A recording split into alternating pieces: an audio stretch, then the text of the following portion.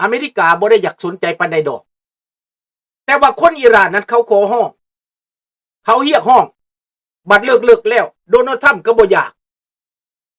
แต่ได้เว้ากับคนอิหร่านแล้วว่าจะซอยโดนัลด์ทรัมป์ส่งอาวุธไปซอยได้แต่ไปฮอดแล้วปรากฏว่าอาวุธนั้นตกใส่มือคนบ่ดีเอาอาวุธไปกักไว้บ่ให้ฮอดมือคนอิหร่านโดนัลด์ทรัมป์เสียท่าอาจจะเป็น CIA ผิดพลาดก็ได้หรือตั้งกันแกล้งก็ได้เฮาบ่ฮู้เด้อเรื่องนี้มันเรื่องลึกดังนั้นโดนัลด์ทรัมป์เสียท่าเรื่องนี้นะจึงวางแผนใหม่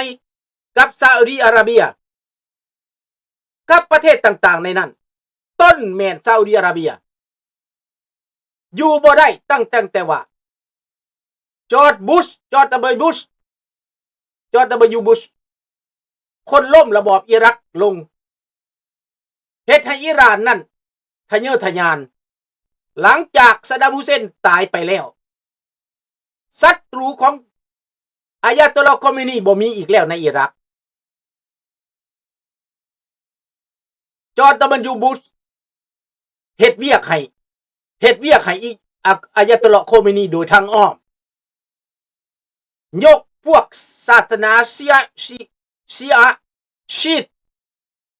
อิหร่าเนียนนั้นแทรกซึมเข้ามากำอำนาจอยู่ในอิรักมาคนล้มอิรัก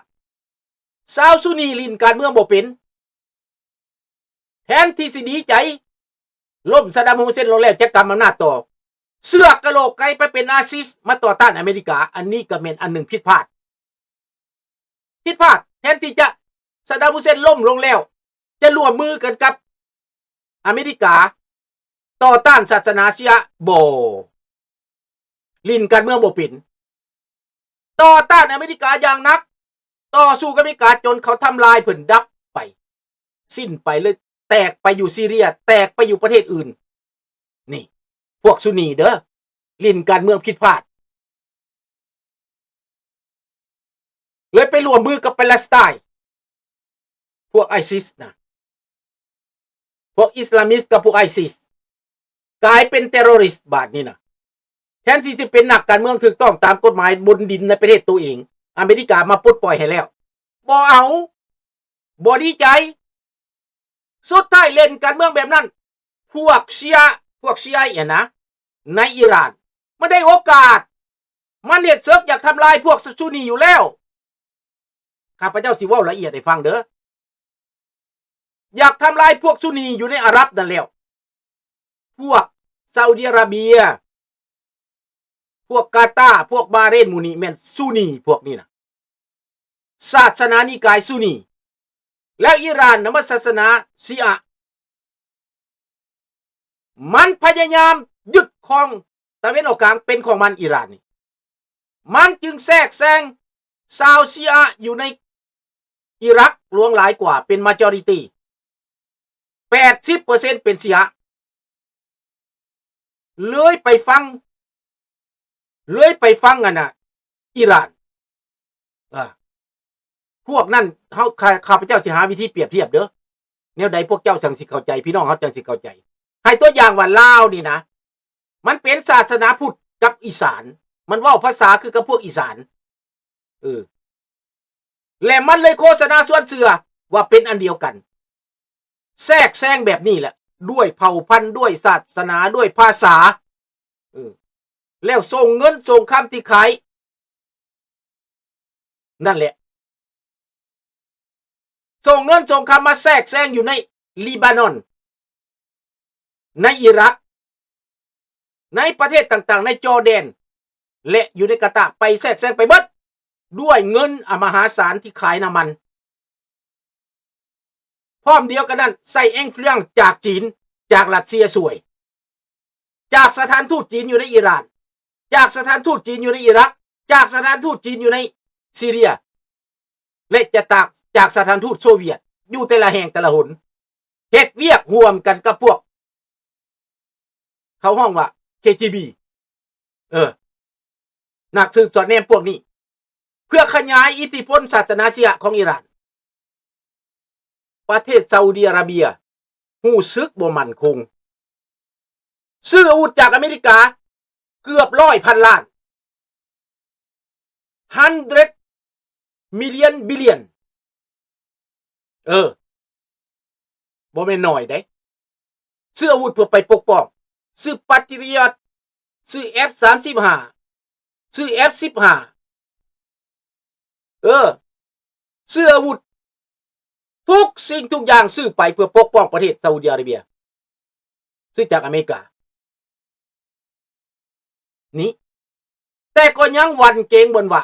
ถ้าอิหร่านมีนิวเคลียร์ซาอุดิอาระเบียจะอยู่บ่ได้เพราะมันเป็นคู่แข่งกันมันเป็นศัตรูกันเรื่องศาสนาก็เป็นเห็นบอกมันเป็นศัตรูกันถึงเป็นอิสลามคือกันแต่อิสลามต่างแบบเดียวคือกันกับว่ามันญาติแย่งกันอยู่ดังธรรมกายกับกับพุทธอันนั้นธรรมยุทธ์นี่นะธรรมยุทธ์กับธรรมกายแซงกันเฮาบ่ต้องไปเบิ่งไกลเบิ่งในเมืองไทยธรรมยุทธ์นี่ปราบธรรมกายเห็นบ่มันขัดแย้งกันแบบนั้นแหละแม้แต่อยู่ในรัฐบาลเดียวกับปราบเฮาต้องเบิ่งเด้อ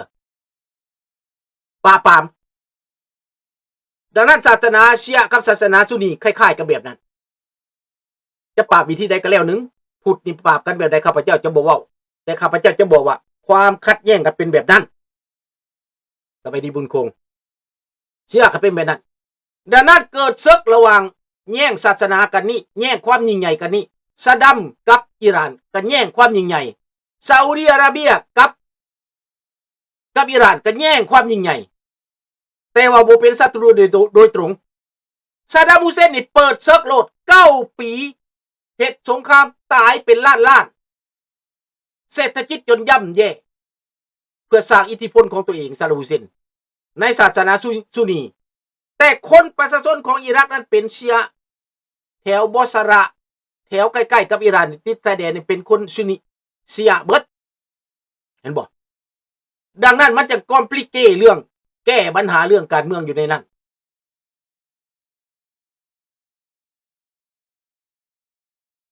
แม่นและน้องธนพรเว้าถูกเด้อ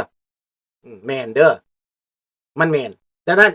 สิ่งที่ข้อยอยากได้คืออยากได้คนฟื้นสตินั่นแหละผู้เฒ่าผู้แก่ก็เฮ็ดเวียกซอยแหน่เว้าซอยแหน่อินฟลูเอนเซอร์ก็คือผู้อาวุโสนั่นแหละบอกลูกบอกหลานตัวเองเนี่ยให้เข้าใจหั่นนะดังนั้นพี่น้องเรื่องของมันเป็นแบบนี้สงครามในอิหร่านกับอเมริกาจังเกิดอิหร่านกำเริบในตอนนั้นมันมีปัญหาอยู่ในอเมริกาเองข้าพเจ้าสิเว้าพวกท่านฟังเด้อพวกเดโมแครตนี้ค่อนข้างว่าเอียงไปข้างอิหร่านที่ว่าเป็นแบบนั้นน่ะเอาโอบามาจังซี่ไบเดนจังซี่เอาเงินไปซื้อเขาเป็นเท่าใดล้านแล้วก็ให้คนอิหร่านมาอยู่หลานของซุไลมานีมาอยู่อเมริกาหั่นนะก็แม่นโอบามากับไบเดนนั่นแหละให้มาอยู่อนุญาตให้มาอยู่เพราะเพื่อซื้อใจ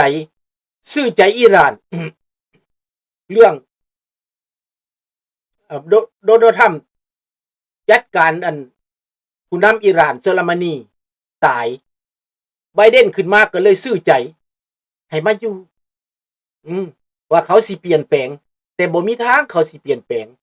เขามาเขาก็เป็นนักสืบสอดแนมเขาก็รายงานเขาก็เฮ็ดเวียกให้รัฐบาลอิหร่านคือเก่า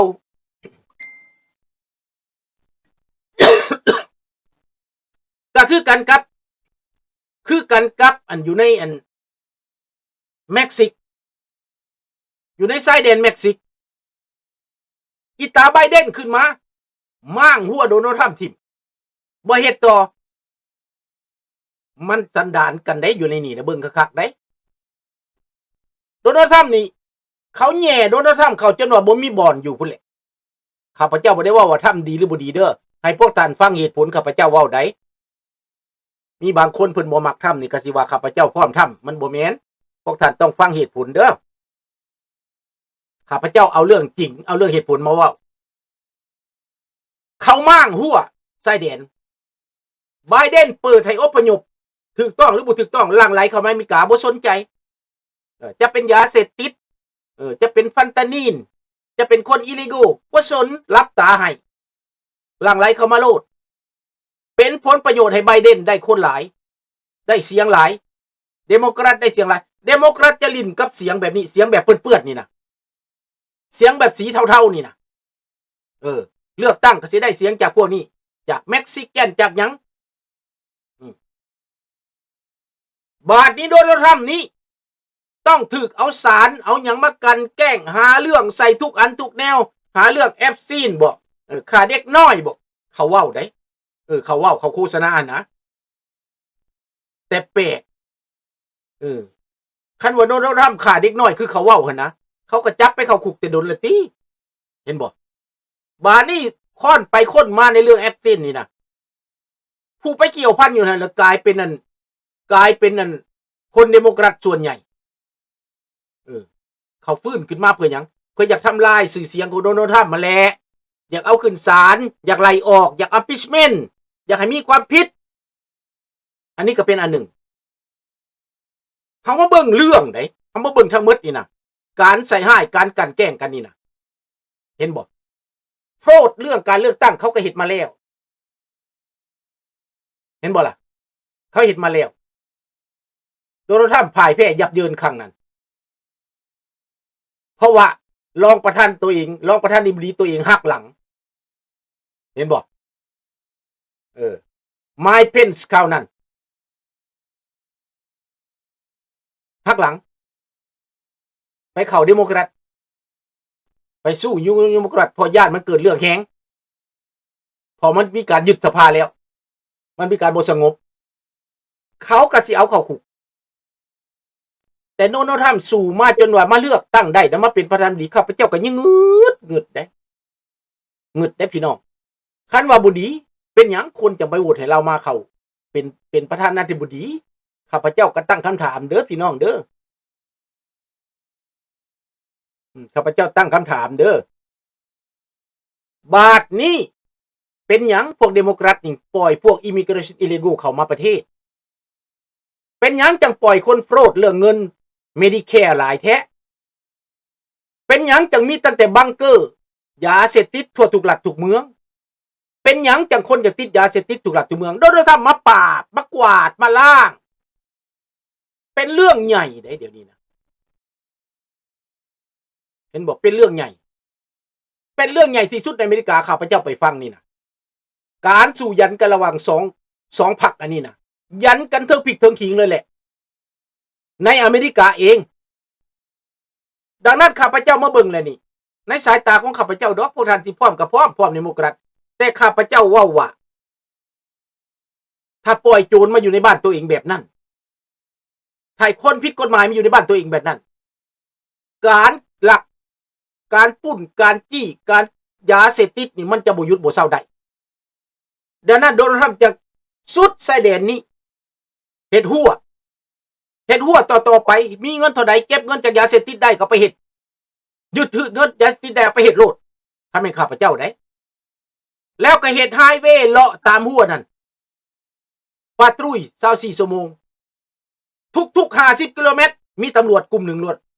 ทุกๆ50กิโลเมตรมีตำรวจกลุ่มหนึ่งตำรวจนี่ immigration โลดนี่เดี๋ยวนี้ปรากฏว่าเงียบลงแม่นบ่น้องจันทวีเงียบลงได้